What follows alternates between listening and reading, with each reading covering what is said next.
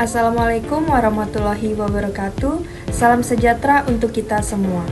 Perkenalkan, nama saya Niluh Winda Meilani dengan NIM A11123182.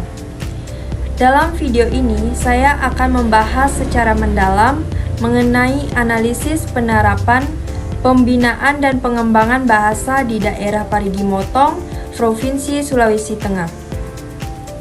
Bahasa bukan sekedar alat komunikasi, ia adalah penanda identitas, perekat budaya, dan cerminan dari peradaban suatu masyarakat. Melalui bahasa, sebuah bangsa membangun jati dirinya, mewariskan pengetahuan, serta memperkuat solidaritas sosial. Namun, di tengah derasnya arus globalisasi, eksistensi bahasa, baik bahasa Indonesia sebagai bahasa nasional maupun bahasa daerah sebagai warisan lokal, menghadapi tantangan besar. Disinilah peran pembinaan dan pengembangan bahasa menjadi sangat penting dan mendesak untuk dilaksanakan secara serius di setiap daerah termasuk Parigi Motong. Sebelum mengulas kondisi nyata di lapangan, kita perlu memahami terlebih dahulu dua istilah, yaitu pembinaan bahasa dan pengembangan bahasa. Pembinaan bahasa adalah usaha sistematis dan berkesinambungan untuk membiasakan masyarakat menggunakan bahasa sesuai dengan norma dan kaidah yang berlaku. Fokusnya adalah bagaimana masyarakat dari siswa, guru, pegawai negeri, hingga masyarakat umum menggunakan bahasa Indonesia secara baik dan benar dalam kehidupan sehari-hari.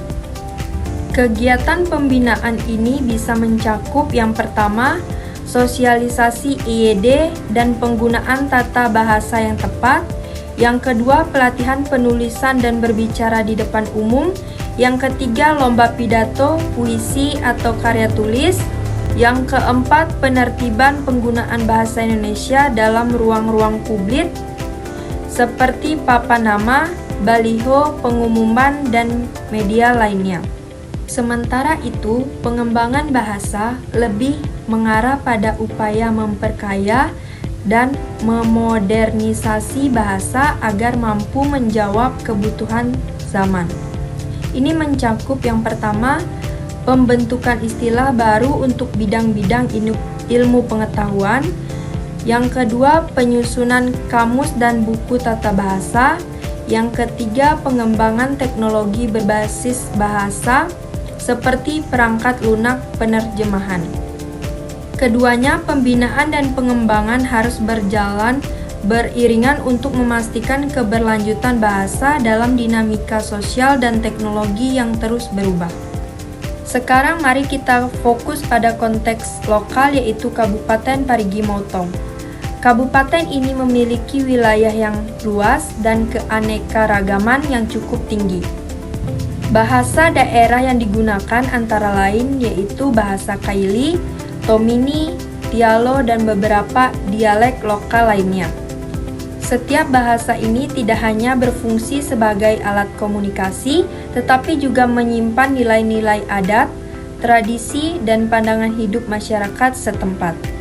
Pembinaan bahasa Indonesia di Parigi Motong. Berdasarkan hasil observasi dan data yang tersedia, pembinaan bahasa Indonesia di Parigi Motong telah berjalan, terutama melalui sektor pendidikan. Di sekolah-sekolah bahasa Indonesia diajarkan secara formal dan siswa diarahkan untuk menggunakan bahasa baku dalam kegiatan belajar mengajar. Beberapa sekolah juga secara aktif menyelenggarakan kegiatan ekstrakurikuler yang mendukung keterampilan berbahasa, seperti lomba pidato dan puisi tingkat sekolah dan kabupaten, lomba cipta cerpen, kegiatan debat bahasa Indonesia. Namun demikian, tantangan tetap ada. Salah satunya adalah pengaruh media sosial dan budaya populer yang membuat remaja lebih terbiasa menggunakan bahasa gaul atau campuran asing dan istilah-istilah viral. Ini menunjukkan bahwa pembinaan bahasa tidak bisa hanya dilakukan di ruang kelas, tapi juga harus menyentuh kehidupan sosial remaja di luar sekolah. Selain itu, penataan bahasa di ruang publik memang sudah mulai terlihat, seperti penggunaan bahasa Indonesia pada baliho, papan informasi, dan spanduk pemerintah. Pengembangan dan pelestarian bahasa daerah di Parigi Motong. Berbicara mengenai pengembangan bahasa daerah, tantangannya justru lebih besar. Meskipun bahasa lokal seperti Kaili dan Tomini masih digunakan oleh masyarakat tua atau dalam konteks adat, penggunaannya oleh generasi muda cenderung menurun drastis.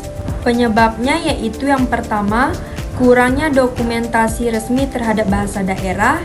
Yang kedua, belum adanya kurikulum atau pelajaran bahasa daerah yang terintegrasi secara serius di sekolah. Namun, di tengah keterbatasan itu ada juga inisiatif lokal yang patut diapresiasi. Beberapa komunitas budaya dan tokoh adat berinisiatif menggelar festival budaya, pelatihan tari, dan musik tradisional, serta lokakarya yang mengenalkan kembali bahasa dan cerita rakyat kepada anak muda. Tapi ini masih bersifat sporadis dan perlu dukungan lebih besar dari pemerintah daerah dan lembaga kebahasaan. Dari uraian di atas, saya dapat menyimpulkan beberapa hal penting. Yang pertama, pembinaan bahasa Indonesia di Parigi Motong sudah berlangsung, terutama di lingkungan sekolah, namun pelaksanaannya belum merata. Dibutuhkan pendekatan lebih kreatif untuk menjangkau remaja dan komunitas di luar institusi pendidikan formal. Yang kedua, pengembangan dan pelestarian bahasa daerah belum menjadi prioritas utama. Jika tidak ada langkah konkret seperti dokumentasi, pembelajaran di sekolah, atau media promosi, maka dikhawatirkan bahasa-bahasa daerah tersebut akan hilang dalam 2 atau 3 generasi mendatang. Yang ketiga, kolaborasi lintas sektor sangat penting. Pemerintah daerah, sekolah, tokoh adat, dan generasi muda harus bersinergi agar pembinaan dan pengembangan bahasa bisa berjalan optimal.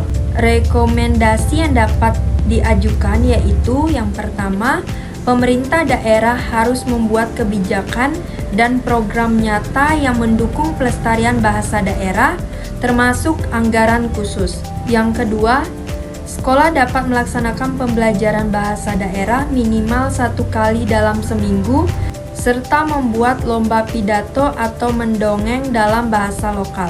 Yang ketiga, melibatkan media lokal dalam kampanye penggunaan bahasa yang baik, serta promosi bahasa daerah melalui radio, video, atau konten digital. Demikianlah video presentasi dari saya mengenai analisis penerapan pembinaan dan pengembangan bahasa di daerah Parigi Motong. Wassalamualaikum warahmatullahi wabarakatuh.